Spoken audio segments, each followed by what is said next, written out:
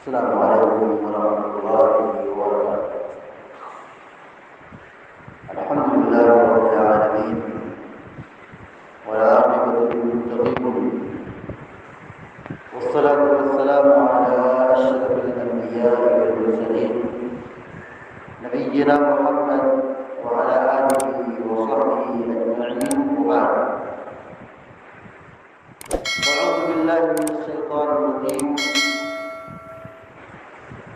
وَإِذْ قَالَ إِبْرَاهِيمُ رَبِّ اجْعَلْ هَٰذَا الْبَلَدَ آمِنًا وَاجْنُبْنِي وَبَنِيَّ أَن نَّعْبُدَ الْأَصْنَامَ۔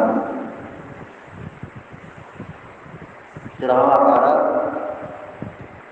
سورہ ابراہیم کی آیت نمبر 35 ابھی آپ کے سامنے تلاوت کی گئی ہے،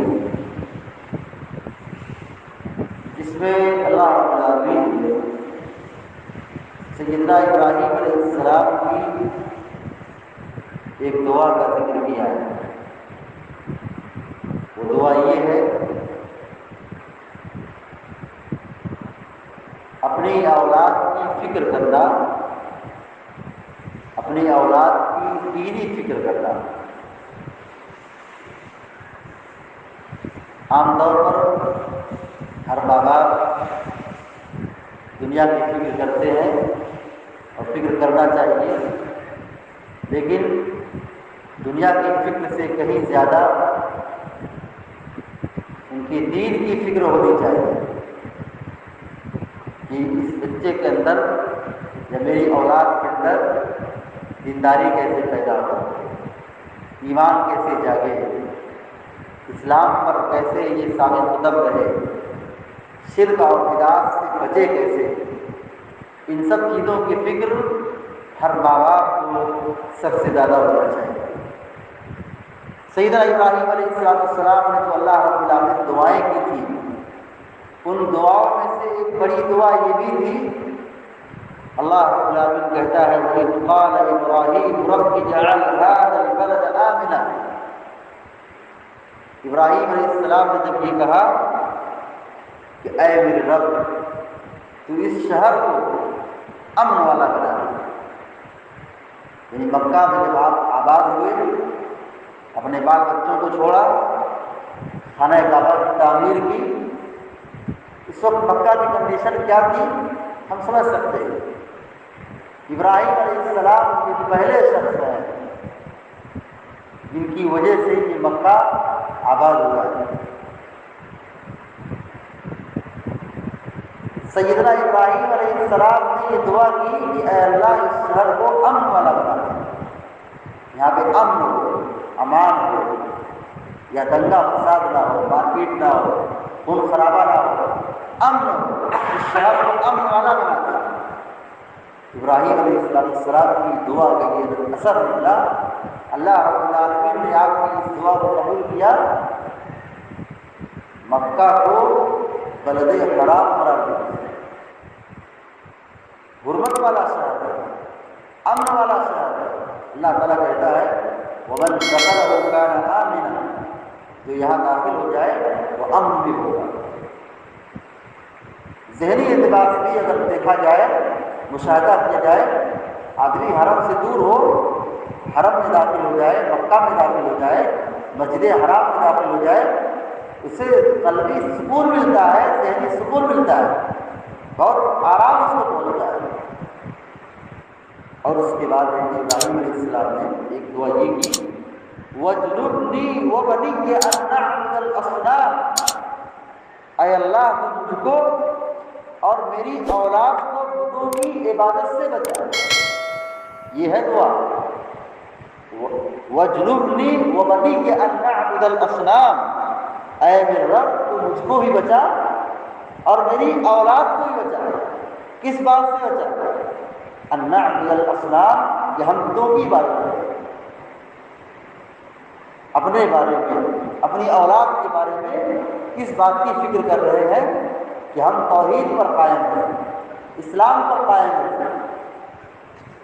ایسا نہ ہو کہ ہم بت پرستی کی طرف مائل ہو جائیں، ہماری اولاد کو بتوں کی عبادت سے بچا۔ یہ ہے ایک والد کی ایک سرپرست کی، ایک ذمہ دار شخص کی اپنی اولاد کی دینی فکر کہ کیسے شرک اور بدعت سے بچایا جائے، کیسے ان کو گناہوں سے دور رکھا جائے، فتنوں سے دور رکھا جائے، کیسے اس کو توحید پر لایا جائے، سنت پر کیسے لایا جائے، یہ ہر ماں باپ کی ایک بہت بڑی ذمہ داری ہے۔ اس دعا کی برکت کا اثر دیکھیے کہ اللہ رب العالمین نے ابراہیم علیہ السلام کی نسل کو دین و ایمان کی خدمت کے لیے چن لیا۔ ابراہیم علیہ السلام کی دعا قبول ہوئی، اللہ نے اسماعیل کو نبی بنایا، اللہ نے اسماعیل کے بھائی ابراہیم علیہ السلام کے دوسرے بیٹے اسحاق کو نبی بنایا، اسحاق کے بیٹے یعقوب ان کو بھی نبی بنایا، یعقوب کے بیٹے یوسف ہیں اللہ نے ان کو بھی نبی بنایا اور وزیر خزانہ بھی بنایا۔ تو اللہ رب العالمین نے اس دعا کو قبول کیا اور اس دعا کی برکت کے لیے ابراہیم علیہ السلام کی نسل کو دین و ایمان کی خدمت کے لیے، توحید کی سربلندی کے لیے، بتوں کی عبادت سے لوگوں کو بچانے کے لیے، ایک اللہ کی بندگی کے لیے نبیوں کا سلسلہ قائم کر دیا۔ اور خود اللہ کے نبی علیہ السلام جو سب سے آخری رسول ہے وہ بھی ابراہیم علیہ السلام کی نسل سے ہے، ابراہیم علیہ السلام کی نسل سے ہے۔ حضرت یعقوب علیہ السلام نے بھی اپنی اولاد کی دینی فکر کی۔ جب ان کی وفات کا وقت قریب آیا، قرآن کہتا ہے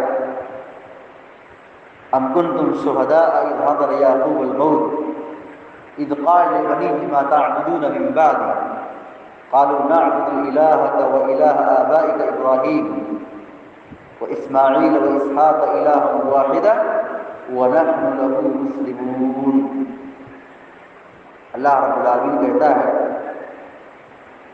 جب حضرت یعقوب علیہ السلام کی وفات کا وقت قریب آیا تو انہوں نے اپنی اولاد کو اکٹھا کیا، اپنی اولاد کو اکٹھا کیا، اکٹھا کرنے کے بعد ان سے پوچھا میرے بعد تم لوگ کیا کرو گے، کس کی عبادت کرو گے؟ یہ ہے دینی فکر، یہ ہے دینی فکر۔ حضرت یعقوب علیہ السلام کی اولاد کو بلا کر کے پوچھ رہے ہیں تم میرے بعد کس کی عبادت کرو گے، کس کے دین پہ چلو گے؟ سب بچوں نے یہ کہا کہ ہم تیرے رب کی عبادت کریں گے، ہم آپ کے رب کی عبادت کریں گے، اپنے آبا و اجداد کے رب ابراہیم اسماعیل اسحاق کی عبادت کریں گے۔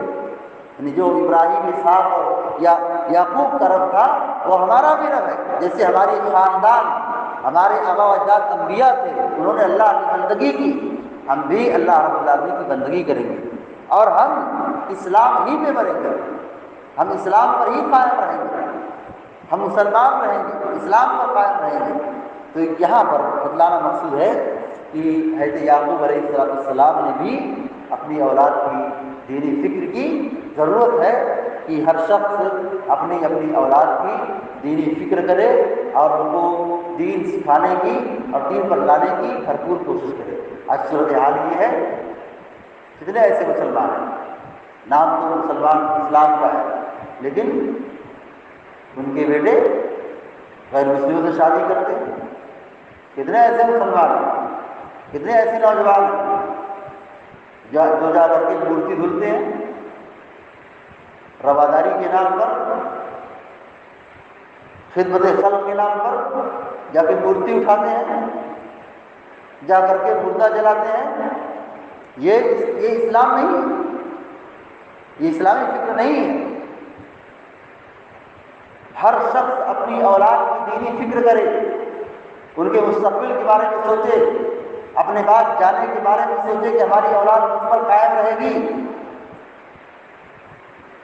غیر مسلموں سے رواداری اس بات پر ہمیں آمادہ نہ کرے کہ ہم اپنے دین کو چھوڑ دیں، ہم بتوں کی طرف چلے جائیں، ان کے مذہبی چیزوں کے اختیار کر دیں۔ اللہ رب العالمین نے یہ کہا یا ایھا الذین آمنوا اتقوا اللہ، اے وہ لوگوں جو لوگ ایمان لائے ہو اللہ سے ڈرو، جتنا کہ ڈرنے کا حق ہے۔ آمنوا اتقوا اللہ حق تقاتہ، اللہ سے ڈرو جتنا اس سے ڈرنے کا حق ہے۔ وَلَا تَمُوتُنَّ إِلَّا وَأَنتُم مُّسْلِمُونَ، تمہاری جان نہ نکلے کہ تم اس حال میں کہ مومن ہو، یعنی مرتے دم تک تم اسلام پر قائم رہو، مسلمان رہو، پکے سچے مومن رہو۔ تو اسلام پر ہمیں جینا ہے اور اپنی اولاد کو بھی اس کے تعلق سے فکر مند ہونا ہے، یہی آج کے درس کا خلاصہ ہے۔ اللہ رب العالمین سے دعا ہے کہ اللہ تعالیٰ ہم سب کو علم نافع عطا فرمائے، عمل صالح کی توفیق عطا فرمائے اور اپنی اولاد کو دین پر قائم رکھنے کی ہم سب کو سعادت نصیب فرمائے، آمین یا رب العالمین۔ اقول قولی ھذا واستغفر اللہ لي ولکم ولسائر المسلمین۔